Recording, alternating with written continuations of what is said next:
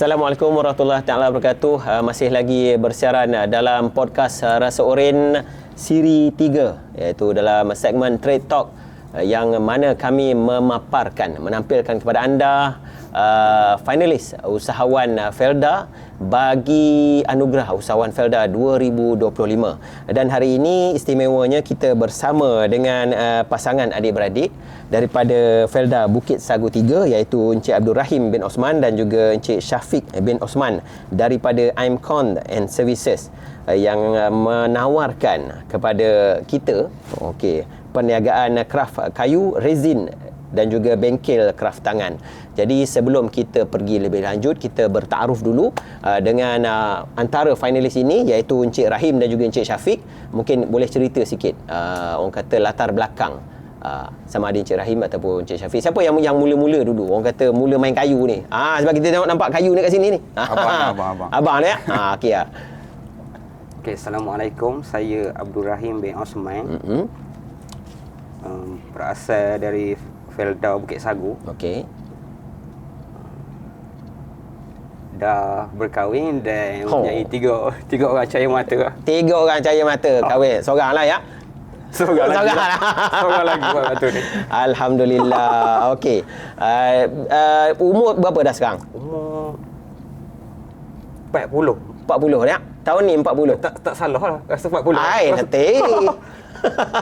yang adiknya? 31. 31. Agak jauh beza 40 dengan 31. 9 tahun beza. 9 tahun. Sebab dia ni adik yang bongsu ke mana? Kedua bongsu. Tapi memang rapat lah. Rapat. Jadi nak tanya, tadi kita baru tahu orang kata nama dah kahwin ke belum kan, anak berapa. Jadi kita nak tahu latar belakang pendidikan tu. Memang belajar di orang kata di waktu sekolah tu memang mahir buat ukiran ke ataupun macam mana? Kalau saya sekolah sampai SPM je lah. Okey. Makna tak ada lah latar belakang ataupun family yang asal pada tukang ke, memang tak ada lah. Okey. Memang dia jadi dengan sendiri lah. Jadi dengan sendiri. Dia bukan mula dengan hobi ke guna tak? Hobi tu benda lain kan. Sebab kita kerja lain dulu kan. Kerja mana dulu? Saya Imcon tu Imcon Construction sebenarnya. Itu pelik tu tengok kata macam construction tapi macam mana boleh timbul pula buat orang kata bengkel kayu resin ni? Untuk kayu tu masa PKP lah. Masa PKP jadi kita construction tak boleh jalan waktu tu. Jadi 2019 ya? 2019. Jadi kita dah duduk dekat Felda, tak tahu benda nak buat kan. Jadi kita rasa macam bukan untuk cari rezeki, makna buang, orang cakap membuang masa lapang lah, tak boleh buat benda kan. Jadi kita kerat-kerat kayu benda semua. Lepas tu daripada kerat-kerat kayu tu dan kita cuba buat tiang pagar kan. Jadi timbul idea dari situ. Buat sikit-sikit. Jadi untuk kita buat jualan, kita berfikir macam contoh tiang pagar dengan harga RM8 sebatang. Jadi apa salah kita buat kayu yang untuk perabot punya. Kita supply kayu kan waktu tu. Jadi dari situlah bermulanya. Jadi yang syarikat construction tu memang masih buka ataupun masih buka lagi. Tapi fokus dah tukar bengkel kayu ni. Bengkel kayu. Jadi orang kata di samping buat construction, maknanya barang-barang binaan lah kan, terus kepada bengkel. Jadi bila sebut bengkel ni, dia mesti ada orang kata apa, pengetua dia, tenaga pengajar ke, guna ke, ataupun just orang kata family business. Perniagaan keluarga. Kalau untuk bengkel ni kita lebih mudah kepada family punya perniagaan lah. Tapi kalau family ni yang terlibat secara langsung ni, macam saya dengan abang je lah. Yang lain tu adalah sokongan dari segi moral macam tu. Ya. Jadi maknanya fund tu memang asal daripada dua beradik ni lah. Untuk daripada dia. Daripada dia. Tak kira besar lah ni. Dia tak sebut. Kan? Jadi kita kena korek sikit-sikit. Okey. Jadi itu sedikit latar belakang Imcon ni. Dan tercetusnya idea ni daripada orang kata mengisi masa lapang sewaktu Covid. Jadi cabaran tu datang semasa Covid lah. Antara orang kata dugaan ataupun cabaran yang dihadapi Imcon ni untuk bangun sehingga hari ini. Selain daripada orang kata COVID tu sendiri, COVID tu kita tahu dah. Memang banyak syarikat ataupun company ataupun usahawan sendiri di Malaysia ni ramai yang gagal ataupun orang kata tutup perniagaan. Tapi macam mana Imcon ni boleh bangkit dengan idea ni sekaligus berdiri hari ni? Mungkin boleh cerita dia orang kata terbit pasaran ataupun permintaan itu ke mana? Daripada segi cabaran ataupun dugaan yang kita pernah hadapi. Pernah lalui. Tahun lepas 2025 lah. Itu yang paling teruk lah yang kita pernah hadap. Sebab start daripada PKP sampai tahun 2025, kita alhamdulillah memang perform sangat-sangat lah. Mungkin Tuhan bagi rezeki pada alhamdulillah. kita. Dan kita antara pengusaha kayu yang mempunyai stok cengal paling banyak dalam Malaysia lah. Stok cengal. Stok cengal paling banyak dalam Malaysia kan. Jadi dalam waktu bulan puasa tu, semua stok-stok kayu kita disita oleh pihak Jabatan Hutan lah.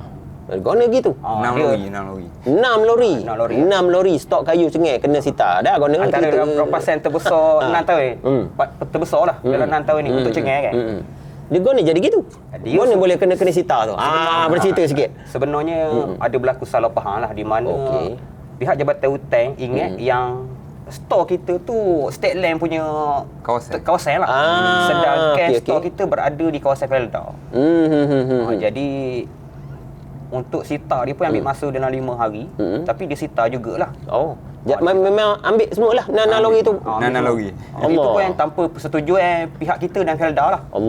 Sebab tapak tu Felda bagi kebenaran dan maknanya tuan besar dia Felda lah. Iyalah. Sepatutnya dia kena refer dengan Felda, tapi dia main ambil gitu je. Jadi secara tak langsung efek pada sale lah.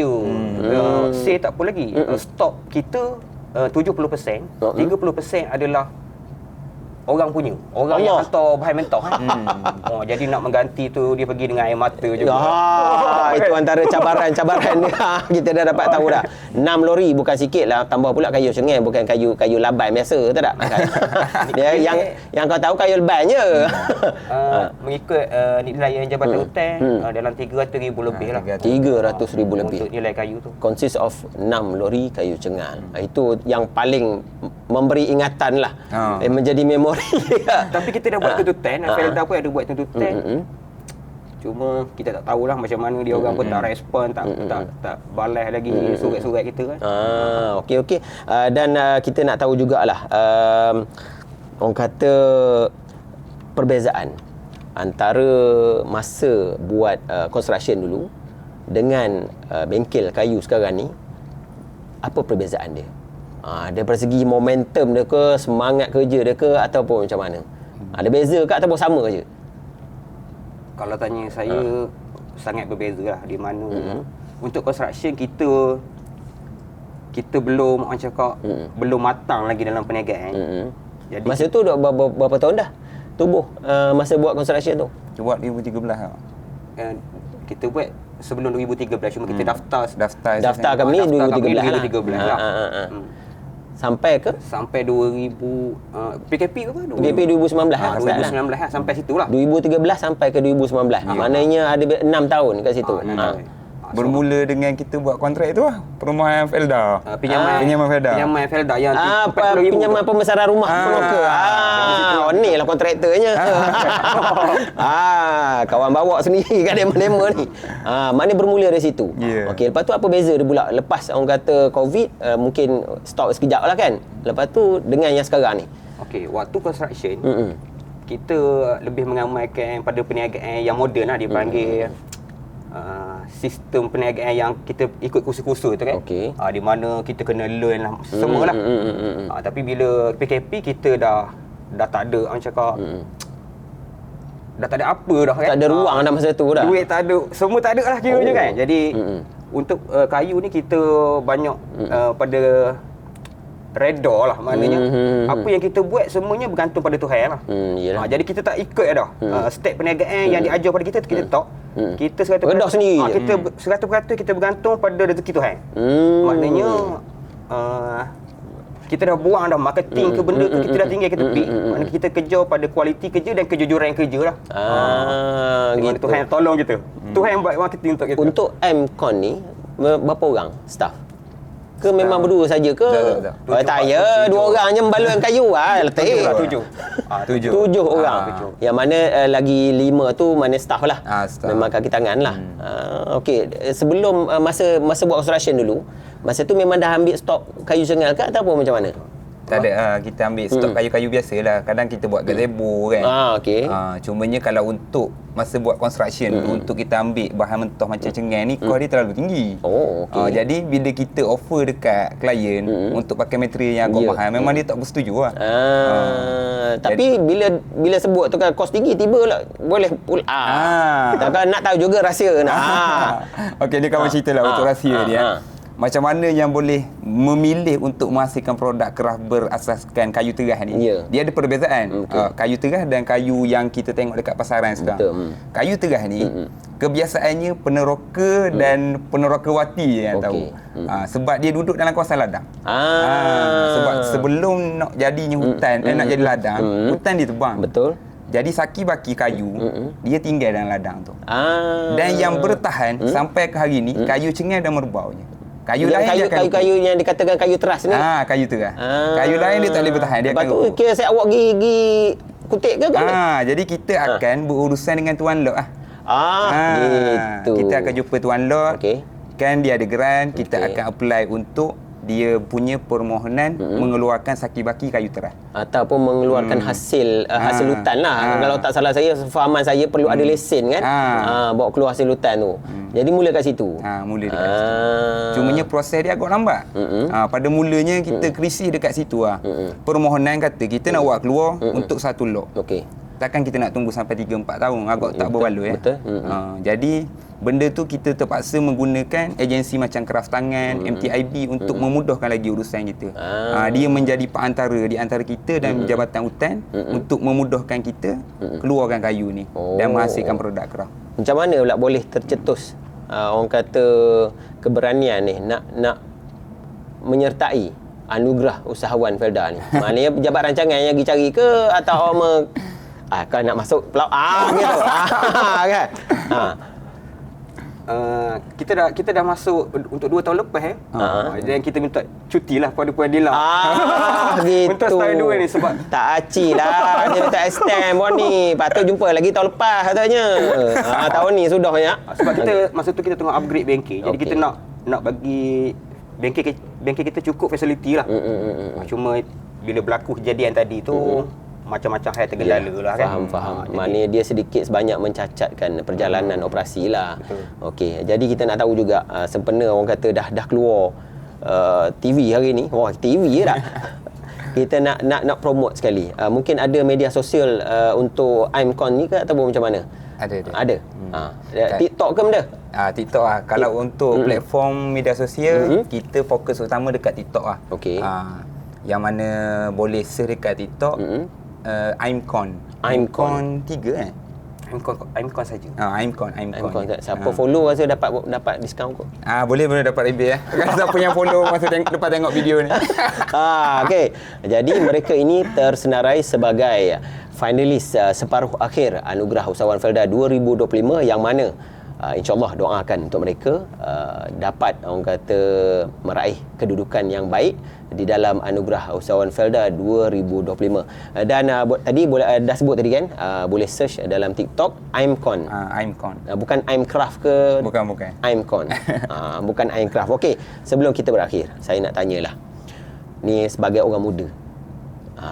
Kan, generasi baru, nasihat kepada remaja ataupun orang kata belia-belia yang ada di tanah rancangan ni untuk bermula menjadi usahawan ataupun kau tak payahlah. Nak kita nak nasihat. Okey, untuk saya nasihatkan pada yang nak berniaga ataupun dah berniaga kan. Kalau boleh kita buang sifat di mana kita nak jadi kaya. Nak jadi kaya tu kita kena buang jauh-jauh. Sebab gitu. Jadi awam niaga nak jadi kaya. Jangan jadi okey. Kita kena buang sikap tu di mana kita kena niat betul-betul setiap perniagaan yang kita buat hanya untuk kita cari rezeki. Di mana kaya atau tidak itu urusan Tuhan. Kalau Tuhan rasa nak bagi, dia akan bagi. Kalau tidak, tidaklah. Sebab banyak yang tewas pada hari ni disebabkan terlalu banyak hutang. Dia membina hutang, bukan dia membina kejayaan. Indah di mata. Indah di mata. Jadi tu yang khabar, janganlah beria nak kaya sangat bang. Sabar. Itu pesanan dia tu. Pesanan dia bersabar. Jadi insya-Allah doakan mereka untuk pergi ke peringkat seterusnya dalam anugerah Usahawan Felda. Kita jumpa lagi dalam podcast Rasa Oren Trade Talk. Jumpa lagi. Assalamualaikum. Bye bye.